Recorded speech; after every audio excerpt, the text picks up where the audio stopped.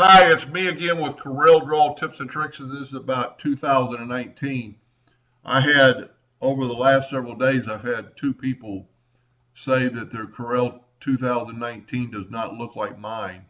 Mine is right here called a range, and theirs has object. They're both 2019. Well, I contacted a couple of my mentors, and one of them, even Roger, their head educator at Corel, sent me an email this morning on how to fix this. Uh, So you just go to Tools, Options, Workspace, and you can see it's set for Adobe Illustrator. Just double click on that default, let it get a check mark, and then put Close. Now mine is back to a range. And it also changed a lot of the tools.